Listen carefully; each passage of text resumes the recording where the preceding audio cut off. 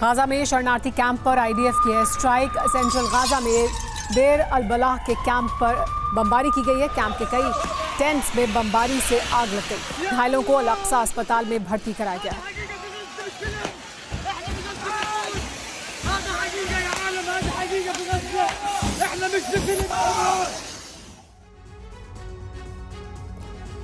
अरब में रूस की एंट्री हो चुकी है। उसने ईरान के साथ मिलकर एक ब्लूप्रिंट तैयार किया है। रूस की प्लानिंग है कि अमेरिकी सैन्य ठिकानों पर ईरानी प्रॉक्सी हमला करे, जिससे अमेरिका का फोकस यूरोप से शिफ्ट होकर मिडिल ईस्ट में हो जाए।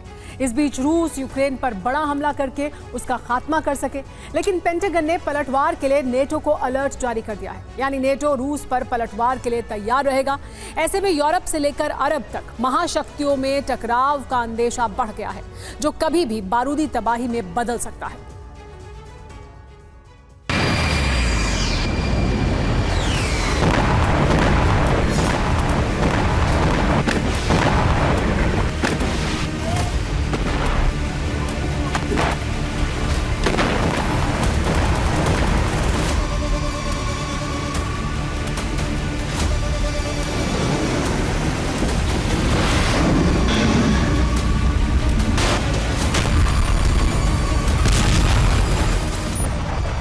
यूक्रेन युद्ध से अमेरिका का फोकस हटाने के लिए रूस ने एक प्लान तैयार किया है।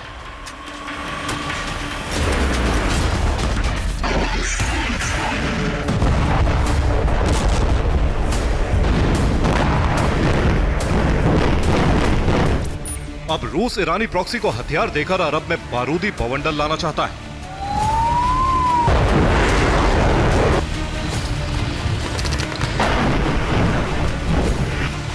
ईरानी प्रॉक्सी एक तरफ इजराइल को निशाना बनाए, दूसरी तरफ इराक सीरिया में अमेरिकी सैन्य ठिकानों को तबाह कर दे।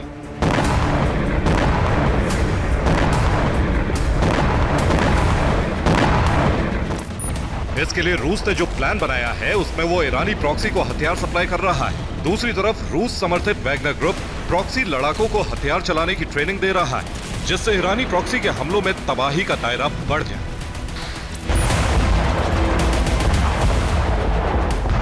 खासतौर से रूस का फोकस हूती पर, जो अभी तक अमेरिका के काबू में नहीं आया है। इसलिए रूस ने हूती के सहारे अमेरिका को अरब से खदेड़ने का प्लान तैयार किया है।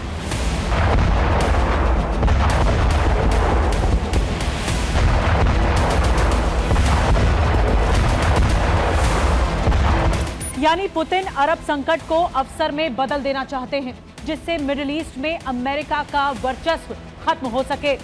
रूस हूती को एंटी शिप मिसाइल दे रहा है। इसके अलावा ईरान ने भी हिजबुल्लाह और हूती को कामिकाजी ड्रोन की एक बड़ी खेप भेजी है।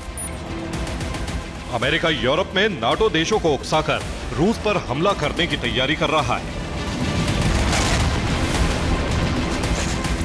जबकि रूस ने अमेरिका की बाजी पलट दी। अब रूस अरब में ऐसे हालात पैदा करना चाहता है जिससे अमेरिका खुद को बचाने में लग जाए, जबकि इजराइल की सुरक्षा से उसका ध्यान हटा दिया जाए। इसके पीछे की वजह है कि नाटो ने रूसी बॉर्डर पर ईस्टर्न अरोरा वॉर ड्रिल शुरू की, जिससे रूस और बेलारूस को धमकाया जा सके।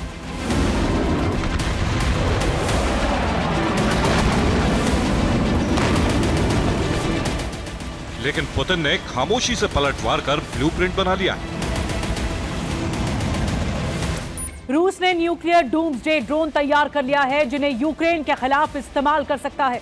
इस बात की भी आशंका है कि रूस न्यूक्लियर डूम्सडे ड्रोन को ईरान की प्रॉक्सी को देकर भी अरब में कोहराम मचाए। अगर हूती, हिजबुल्लाह और हमास ने एक साथ प्रहार किया तो इजराइल में काफी विनाश हो सकता है, और यही रूस चाहता है, क्योंकि अमेरिका को अपने सैन्य ठिकानों पर हमले का डर रहेगा, जिससे वो फोकस शिफ्ट करेगा और तभी यूरोप में रूस यूक्रेन का संपूर्ण खात्मा कर देगा और फिर अगले यूरोपीय देश को टारगेट कर सकता है।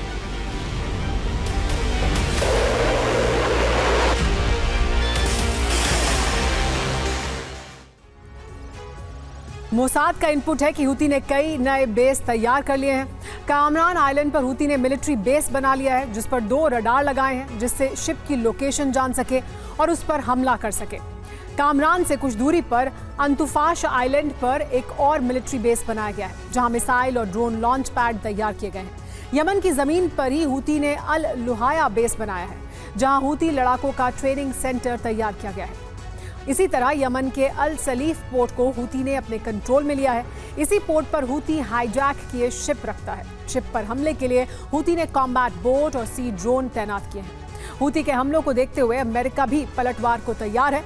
उसने लाल सागर के पास वाले सैन्य बेस को अलर्ट मोड पर डाल दिया है। जॉर्डन में उसके 2 बेस हैं, जहां 3000 सैनिक हैं, जबकि सऊदी अरब में 5 बेस 3000 सैनिकों की तैनाती है। बहरीन में 3 बेस हैं, जहां 7000 सैनिकों को तैनात किया गया है। इसी तरह कतर में 1 बेस है, जहां 13000 सैनिक तैनात हैं, जबकि यूएई में 3 बेस पर 5000 सैनिक मौजूद हैं। ओमान में 6 बेस हैं और 600 सैनिक हैं। कुल मिलाकर लाल सागर पर हूती को कंट्रोल करने के लिए अमेरिका के 30,000 से ज्यादा सैनिक तैयार हैं।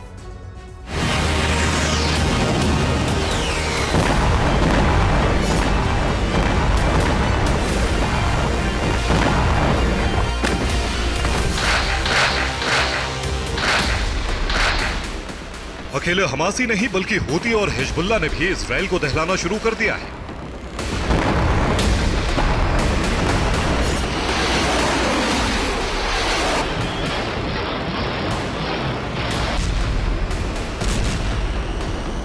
इसके पीछे रूस और ईरान का लगातार हथियार सप्लाई करना है।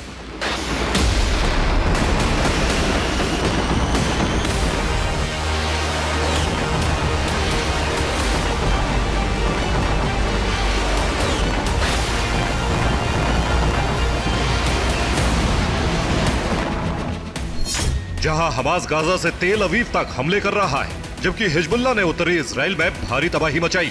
इसके अलावा हूती ने इजरायली पोर्ट को निशाना बनाया है। तीनों प्रॉक्सी के अलावा सीरिया इराक में दूसरे प्रॉक्सी गुट गोलन हाइट्स से लेकर वेस्ट बैंक में आईडीएफ सैनिकों पर हमला कर रहे हैं। अब इनकी ताकत में इजाफा हो सकता है, क्योंकि रूस न्यूक्लियर डूम्सडे ड्रोन दे सकता है। डूम्सडे ड्रोन क्यों तबाही ला सकता है, इसके बारे में जानिए। अभी रूस ने डूम्सडे ड्रोन का 20 मिनट एक्टिव फ्लाइट टाइम का टेस्ट किया है।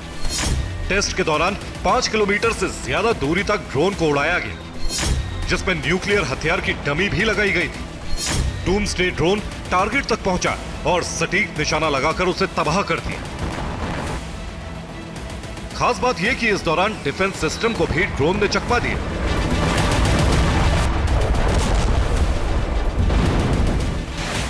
अगर ईरानी प्रॉक्सी को इस तरह के ड्रोन मिल जाएं, तो वो इजराइल के डिफेंस सिस्टम आयरन डोम को चकमा देकर तबाही मचाने में कामयाब हो सकते हैं।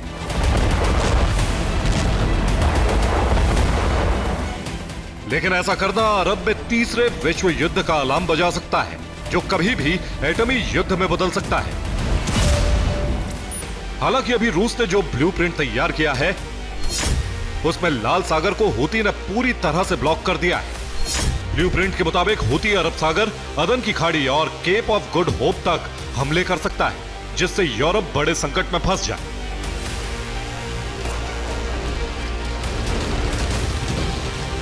क्योंकि यूरोप की जरूरत का 51% पेट्रोलियम और गैस खाड़ी देशों से सप्लाई होता है। रूस से पेट्रोलियम गैस खरीद बंद होने के बाद से अरब देशों पर निर्भरता 60% से ज्यादा हुई।